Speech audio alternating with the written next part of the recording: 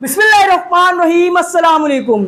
Iran जो formal letter भेजने वाला था यूनाइटेड स्टेट्स ऑफ अमेरिका के प्रेसिडेंट डोनाल्ड ट्रंप को, जिसमें वो अपना प्रपोजल, अमेरिका के प्रपोजल को ठुकरा के अपना प्रपोजल पेश करने वाला था, वो अभी भेजा नहीं है, रिसीव हुआ नहीं है ट्रंप को। लेकिन डोनाल्ड ट्रंप को ईरान का जवाब पहले ही मिल चुका है और उन्होंने अपने लेटेस्ट स्टेटमेंट में ये तमाम तरीके की बात कही है जो आपकी स्क्रीन के ऊपर है। Iran is acting much differently in negotiation than it did just days ago. Fox News quoted Trump as saying much more aggressive. It's surprising to me. It's disappointing. But we are set to meet again tomorrow. We will see. Donald Trump ने fox news को दिए interview में ये कहा है कि Iran पहले से ज्यादा अग्रेसिव होकर हमसे नेगोशिएशन की बातचीत कर रहा है, मानो जैसे ईरान के पास कोई ऐसी चीज मौजूद है जो उसको और ज्यादा कॉन्फिडेंट दे रही है। हाँ, है ना, ईरान दलाली नहीं करता। फिर परमाणु बम बनाने से सिर्फ एक कदम दूर है। ईरान इतना कॉन्फिडेंट है कि अगर जंग हो जाती है, अभी छिड़ जाती है, तो जंग के दौरान ही वो न्यूक्लियर बॉम्ब बना सकता है और हो सकता है बना भी लिया हो। जो अनडिक्लेयर न्यूक्लियर साइट्स हैं ईरान की, वहां पर कुछ तो गड़बड़ चल रही है। मिडल ईस्ट आई की रिपोर्ट ने यह दावा किया कि डोनाल्ड ट्रंप ने यह साफ कहा है कि ईरान जो शर्तें रख रहा है हमारे सामने वो बिल्कुल अनएक्सेप्टेबल है। मतलब वही है जो पिछले कई दिनों से मैं आपको बता रहा हूं। ट्रंप के मालिक ने कहा है कि नहीं, इस डील में दोबारा से दोगलापन दिखाते हुए नई शर्त सामने रखो कि ईरान 0% एनरिचमेंट रखेगा, मतलब न्यूक्लियर उसके पास 0% होना चाहिए, अगर चाहिए होगा तो हमसे ले लेगा। अब ईरान इस बात पर बिल्कुल अड़ा हुआ है, बिल्कुल दादागिरी पर उतरा हुआ है, जो कि बिल्कुल जायज़ है। ईरान को वही स्टेप्स फॉलो करने होंगे जो नॉर्थ कोरिया के किम जोंग उन ने किए थे। उनके खिलाफ भी ऐसे ही धांधली दिखाने की कोशिश की थी अमेरिका ने, लेकिन उसने क्या किया, लगातार कई सारे न्यूक्लियर बॉम्ब्स बनाकर परीक्षण भी कर लिया डंके की चोट पर। अब ईरान की दादागिरी के पीछे कई सारे फैक्टर्स हैं। ईरान दलाल नहीं है, ना ही वो अपनी इस्लामिक वैल्यूज से कोई समझौता करता है। उसने अपनी इकोनॉमी को पूरी तरीके से बर्बाद करवा लिया है, लेकिन झुका नहीं है। ईरान को अच्छी तरीके से पता है कि अब बोलूंगा तो चैनल को खतरा हो जाएगा ना, वर्ड ही कुछ ऐसा है कि इन लोगों के सामने किस तरीके का बिहेवियर, किस तरीके का अपना नेचर रखना है जिससे इनको अपनी बात समझाई जा सके। अगर आप इनके सामने झुक कर रहोगे, जी हुजूरी करोगे, बात मानते रहोगे, तो ये आपको एक्सप्लॉइट करते रहेंगे।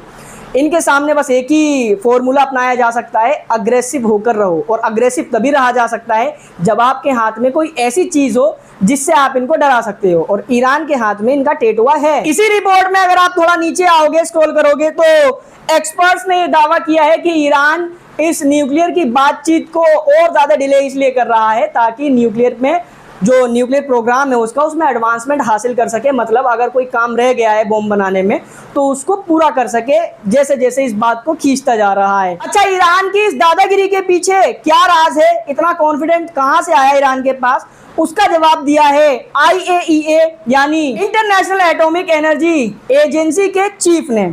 इन्होंने अपने स्टेटमेंट में कहा है कि अगर इजराइल और अमेरिका ईरान के ऊपर हमला करते हैं तो ईरान ने, अगर सपोज करो कि अगर उन्होंने बॉम्ब अभी तक नहीं बनाया है, तो वो ज़रूर इस हमले के दौरान बना लेंगे, क्योंकि इनका हमला ईरान को मजबूर करेगा कि ये न्यूक्लियर बॉम्ब बनाए। जब तक वो नहीं बनाएगा तब तक ये जो फौज है शैतानों की, वो बाज नहीं आएगी। ये बाज तभी आते हैं जब इनको पता चलता है कि सामने वाले के पास एक ऐसी ताकत है जिससे वो पूरा सफाया कर सकता है। समझ रहे हो ना, शुरू से ही यही स्ट्रेटेजी रही है।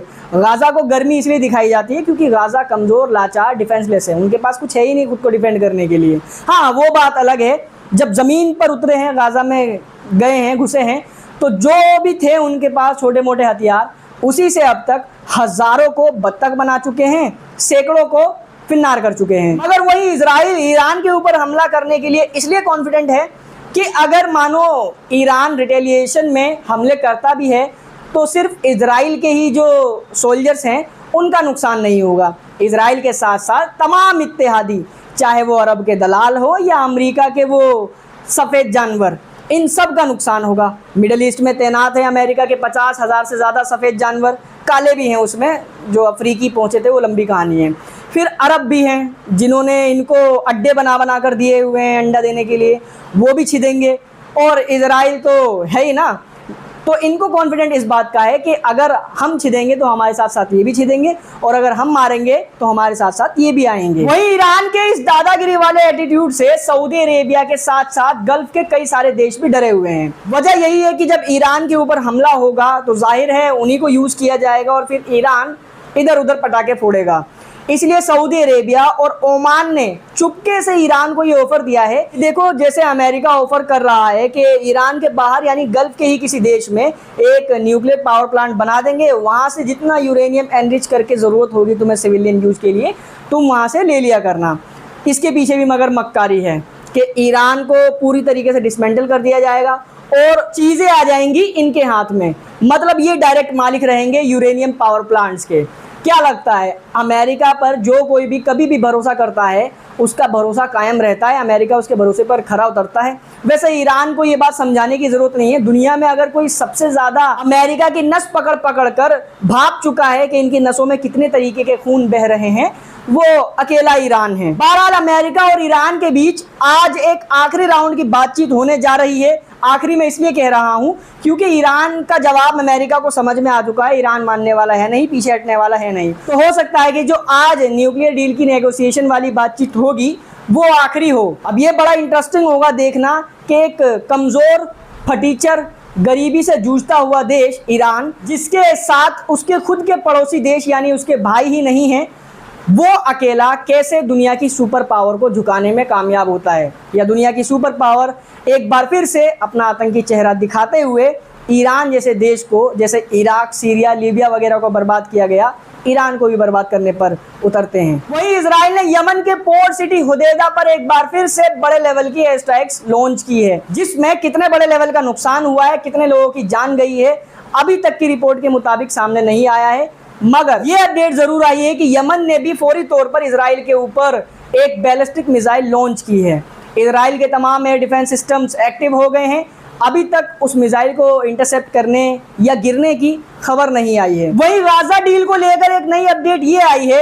इंडियन मीडिया का ये दावा है, ये आपके सामने रिपोर्ट है, इसमें दावा किया गया है कि ईरान अब डायरेक्ट इजराइल से बातचीत करेगा गाजा के अंदर सीज फायर कराने के लिए। इस बात में कितनी सच्चाई है ये आने वाले वक्त में पता लग जाएगा, लेकिन दावा ये किया गया है, डोनाल्ड ट्रंप ने स्टेटमेंट दिया है कि तुर्की वगैरह, कतर, इजिप्ट वगैरह ये जो कोशिशें कर रहे थे बहुत दिनों से इजराइल के साथ सीज फायर कराने के लिए, उसमें वो नाकाम रहे हैं, जबकि ये तमाम के तमाम इजराइल की ही तूती बोल रहे थे।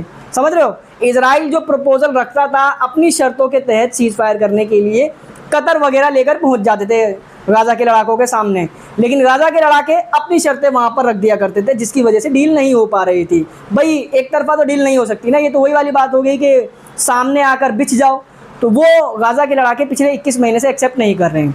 अब दावा ये किया जा रहा है तमाम बातचीत फेल होने के बाद कि ईरान खुद डायरेक्ट ज़ाती तौर पर इजराइल के सामने उतरेगा, गाजा के लड़ाकों की तरफ से सीज फायर डील के प्रपोजल्स लेकर आएगा।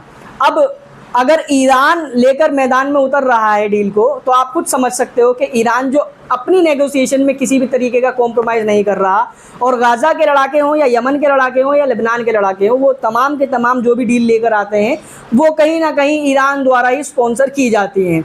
अब अगर ईरान खुद लेकर आता है डील, तो वो किस तरीके की डील लेकर आएगा, और अगर ये डील हो जाती है तो गाजा में ईरान का इन्फ्लुएंस और कितना ज़्यादा सर चढ़ कर बोलेगा, जो इजराइल को कहीं से कहीं तक मंजूर नहीं होगा। तो मुझे तो ये नहीं लगता कि इजराइल ईरान से गाजा डील के ऊपर बात करने को भी तैयार होगा। बाकी इस वीडियो को फिलहाल इतना था। इस वीडियो को शेयर करें, चैनल पर नए हैं तो सब्सक्राइब जरूर कर लें। And thank you so much for joining.